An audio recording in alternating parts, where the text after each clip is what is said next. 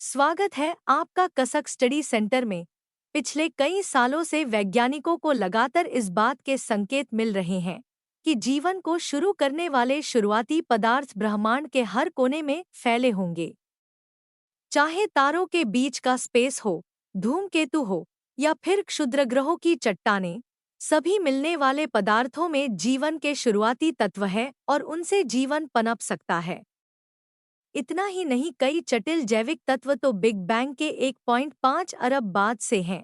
ऐसे में हमें पृथ्वी के बाहर जीवन की तलाश जारी रखनी चाहिए। लंबे समय से वैज्ञानिक मानते आ रहे हैं पृथ्वी पर खास हालात में ही जीवन के जरूरी तत्वों का निर्माण हुआ, जिसके बाद ही आज यही ऐसा जीवन वाला ग्रह है जिसके बारे में वैज्ञानिकों को पता चल सका है।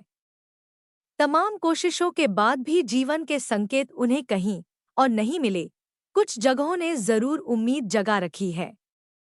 फिर भी वैज्ञानिक यह नहीं मानते हैं कि ब्रह्मांड में बहुत सारी ऐसी जगहें जहां जीवन के तत्व हो सकते हैं।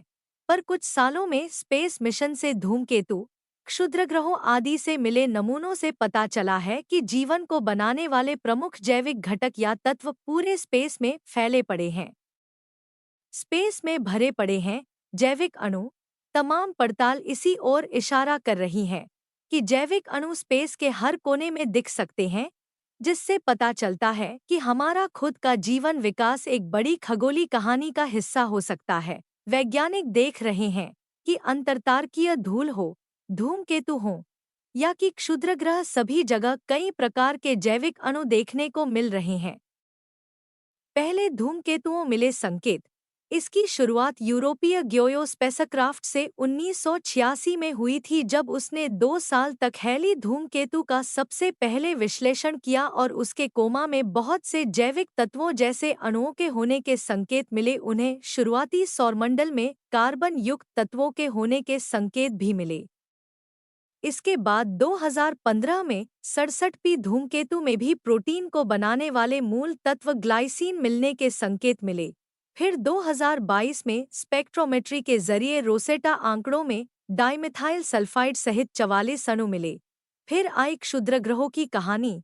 चाहे जापान के हायाबुसा 2 हो या फिर नासा का ओसाइसिर रेक्स अभियान, दोनों में पुरातन क्षुद्रग्रहों की चट्टानों में बहुत से जैविक तत्व मिले हैं, जिनमें करीब 15 अमीनो एसिड शामिल हैं। वैज्ञानिक साफ तौर पर स्वीकार करते हैं इन सब से जीवन की शुरुआत होना बिल्कुल मुमकिन है। कहाँ से आए ये तत्व?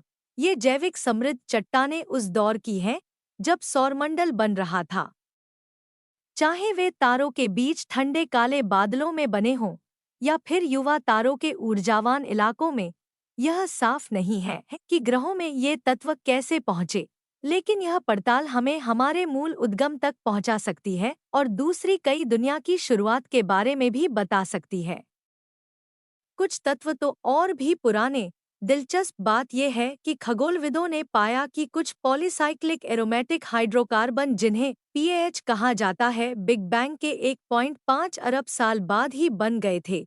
ये तत्व तारकीय पवन में भी बने हों। ऐसा हो सकता है। वैज्ञानिकों ने तारों के बीच के स्पेस में ऐसे 200 कार्बन के पदार्थों का पता लगाया है। कई जगह बन सकते हैं जटिल पदार्थ। साफ है कि स्पेस रेडिएशन आदि के चलते कई जगह कई तरह के जटिल पदार्थ बने होंगे, इससे इनकार नहीं किया जा सकता। और तारों के पास घूमती गर्म डिस्क में तो जैविक पदार्थों के पनपने की संभावना कम नहीं होगी। यही वजह है कि उस समय डिस्क में बने क्षुद्रग्रहों और धूमकेतुओं में ऐसे जैविक तत्व भरपूर होंगे। यही पदार्थ किसी ग्रह पर जीवन के सिस्टम की शुरुआत के लिए माहौल तैयार करते होंगे। साफ है कि इस बात की संभावना कम ही है कि हम ब्रह्मांड में अकेले हों। बस पृथ्वी को लगातार अनुकूल हालात मिलते चले गए। लेकिन इसका मतलब यह नहीं कि जीवन के और रूप कहीं और होंगे ही नहीं। बृहस्पति के यूरोपा के लिए गए क्लिपर जैसे अभियान इस दिशा में ठोस जवाब ला सकते हैं। वहां बर्फ की सतह के नीचे एक महासागर में जीवन के लिए हालात मिलने की बड़ी संभावना है।